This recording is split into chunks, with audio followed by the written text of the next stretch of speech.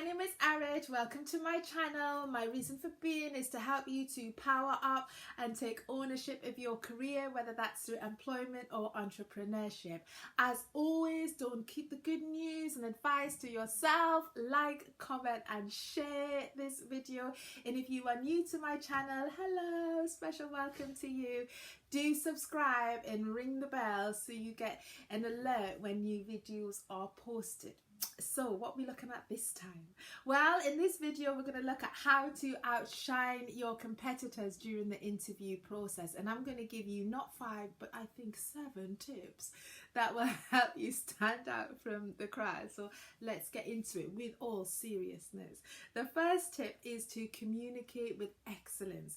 Now understand this: the minute the employer or hiring manager decides that they want to meet with you, you are being interviewed. How you respond to their communication, how you answer their calls makes an impression. So to make sure you're making a good impression and you're being outstanding, spell check your emails. Don't be doing the like text speak. Use salutations, use please, use thank you.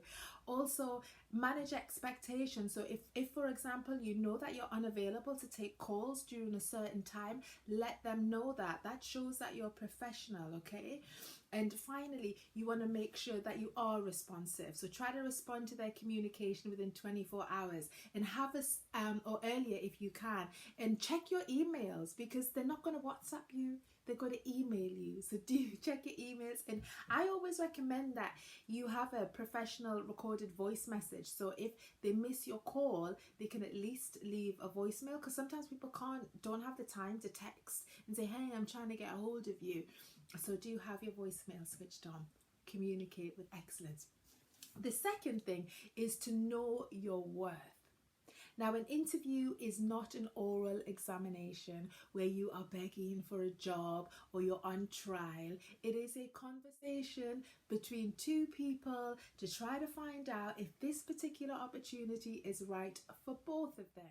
So outstanding candidates know that they are bringing something to their table, and they are there to interview that employer, to have a conversation with that employer to determine whether or not they're worthy of their time. So know your worth. They invited you in, man, so boss up. The third point is to ask informed questions. What's the salary? How many holidays do I get? What are your benefits? I always think you should know that stuff before you invest time and start applying for a job. You want to ask questions that expand your knowledge of the organization. So what is the company's 5-year plan? What new products or services are they about to launch? You want to learn more about, if you're about to manage a team, what are the team dynamics? Is this a new role that they've created? What have people from this role gone on to do? You want to look at latest news in the industry that's impacting their business. But your questions should be around that are really designed to help you understand more about the business. Like, I can always tell the quality of a person's research by the kind of questions that they ask me. So make sure you ask intelligent, smart questions, because you are an intelligent, smart person, okay? Number 4, is it number 4? Yes, number 4 is do your homework, because if you do this one right, you will be able to do the one I've just talked about, asking for questions, even better. Now, doing your homework is not about regurgitating what's on the company website. No, novices do that. You are an outstanding candidate. Therefore, you dig a little bit deeper. Once you know who's going to interview you, and you need to ask that right at the gate, do your research on that person. Go on to LinkedIn. Most people have a LinkedIn profile. Go and check them out on LinkedIn. I always look at what they're liking, look at what groups they're part of, read any blogs that they've written, because then you get an insight into what's important to them.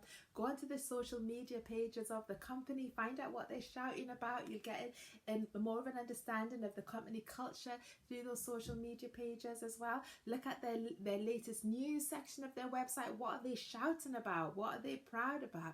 And also, as I said earlier, think about new trends in the industry that are going to impact that business. Also, who are their competitors and what are their competitors doing? And should this company be doing the same thing? If not, why not? This could be your opportunity to put forward some ideas during your interview just to show how much value you could potentially be bringing to the table. So do your homework, but dig deeper than the company website, okay?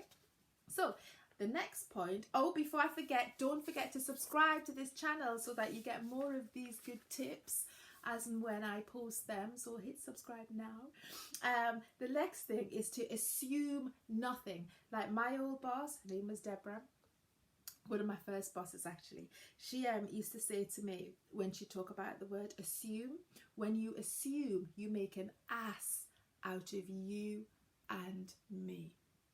So assume nothing.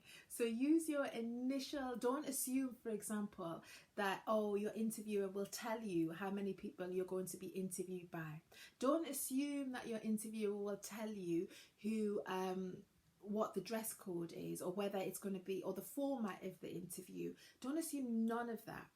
It's up to you to prepare yourself. So ask who's going to be in the room, how many people are going to be in the room, and get all of their names. Ask the format of the interview. Is it a panel? Is it an assessment center? Is it the first interview? What is the interview process? So all of these questions you ask at that initial, when the employer initially contacts you.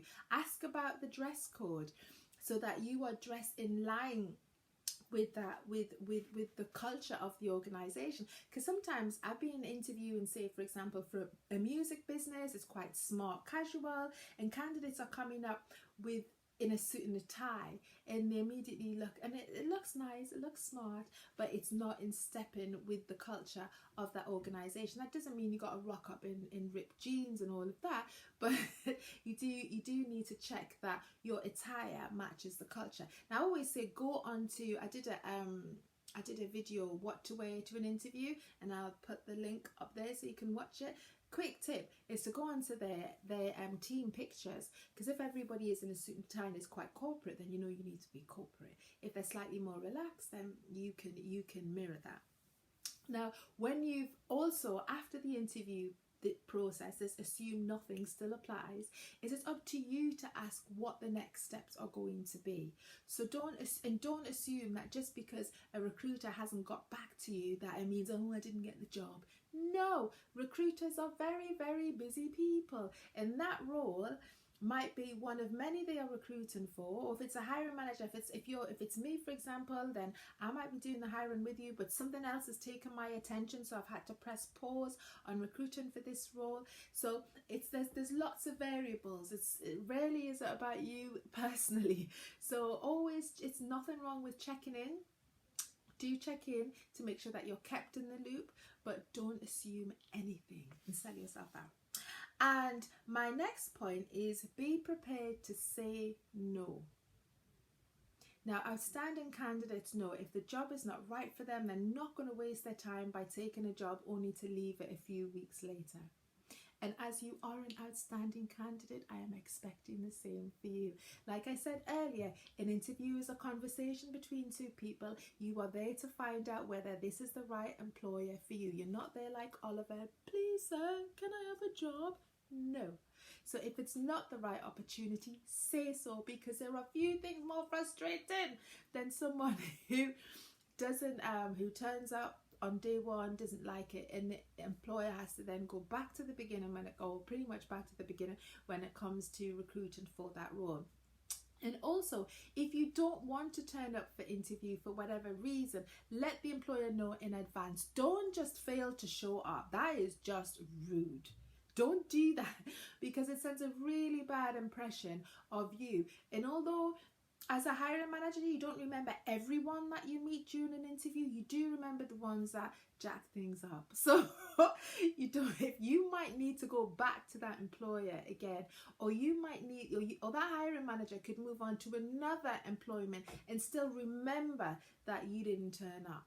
Okay, so always be graceful, yeah? Be prepared to say no. There's nothing wrong with saying no. It's fine. It's not a dirty word. Next point is to say thank you. At the end of an interview, it is a little gesture that goes a long way.